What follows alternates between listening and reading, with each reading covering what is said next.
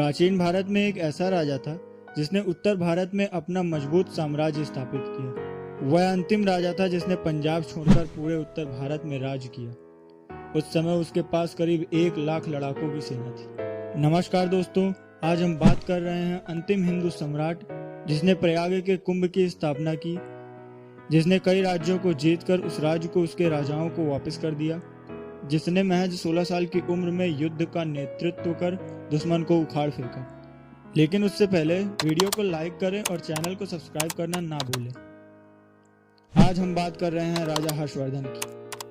4वीं शताब्दी से 6वीं शताब्दी तक राज्य करने वाले गुप्त साम्राज्य का जब पतन हुआ तो राजा हर्षवर्धन के साम्राज्य का उदय हुआ। मगध से संपूर्ण भारत को संचालित करने वाले गुप्त साम्राज्य के बाद देश में अराजकता की स्थिति बनी हुई थी। ऐसी स्थिति में हर्ष के शासन ने स्थिरता प्रदान की। राजा हर्षवर्धन का जन्म थानेश्वर में हुआ। थानेश्वर एक छोटा सा नगर है जो हरियाणा के कुरुक्षेत्र के आसपास है। थानेश्वर प्राचीन हिंदुओं का तीर्थ केंद्र है तथा यह 42 शक्तिपीठों में से एक है। पिता प्रभाकर वर्मा की 3 संतान थी। बड़ा पुत्र राजवर्धन, पुत्री राजश्री और हर्षवर्धन। 604 ईस्वी में पिता की मृत्यु के बाद बड़े बेटे राजवर्धन को उत्तराधिकारी भार सौंपा गया, किंतु मालवा नरेश देवगुप्त और गौड़ नरेश शशांक ने मिलकर राजवर्धन की हत्या कर दी, जिसके बाद 606 ईस्वी में हर्षवर्धन ने गद्दी संभाली, जिसे अति लघु आयु में ही राजपाट का बहुत ज्ञान था। कहते हैं कि इस आयु में ही उन्होंने गौड़ नरेश शशांक को हराकर बंगाल को अपने राज्य में मिला लिया था।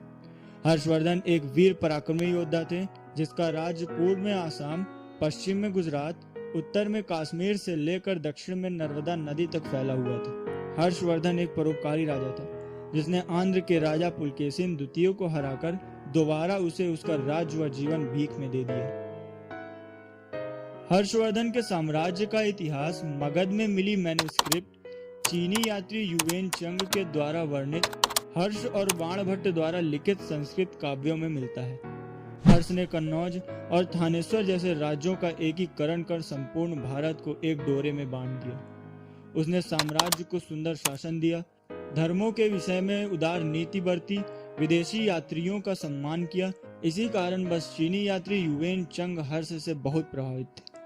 हर्ष की उदारता का पता इस बात से लगाया जा सकता है कि वह हर 5 वर्ष में सर्वस्व दान करता था, जिसके लिए बड़े बड़े धार्मिक समारोहों का आयोजन किया जाता था। प्रयाग में त्रिवेणी संगम में लगने वाला कुंभ भी राजा हर्षवर्धन की ही देन है।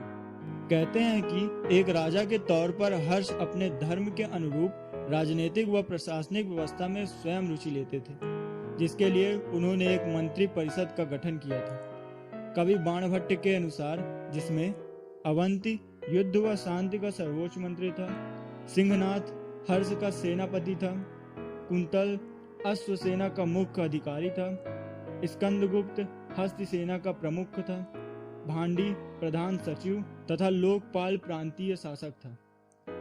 हर्ष एक साहित्यकार और कलावान व्यक्ति था। वह स्वयं पंडित था तथा उसे वीणा वादन का संपूर्ण ज्ञान था। हर्षवर्धन द्वारा लिखित नागानंद, रत्नावली, प्रियदर्शिका संस्कृत साहित्य की अमूल निधियां हैं। हर्ष के हस्ताक्षर से उसके कला प्रेमी होने की झलक मिलती है। हर्षवर्धन से प्रभावित होकर उनके अनन्य मित्र व दरबारी कवि बाणभट्ट उनकी जीवनी हर्ष चरित्र में उन्हें चतुः समुद्राधिपति एवं चक्रवर्ती मान धीरेह आदि उपलब्धियों से अलंकृत करते हैं। हर्ष ने अपने भाई की मौत का बदला लेते हुए मालवा के देवगुप्त व गौड़ के शशांक को हराकर उनके राज्य को अधिकृत कर लिया था। 647 ईस्वी में राजा हर्षवर्धन की मृत्यु के बाद उनका साम्राज्य नष्ट हो गया। पूरा साम्राज्य छोटे छोटे राज्यों में खंडित हो गया। राजा हर्षवर्धन का कोई उत्तराधिकारी नहीं था, क्योंकि उनके पुत्र वाग्यवर्धन और कल्याणवर्धन की अरुणासव नामक मंत्री ने हत्या कर दी थी।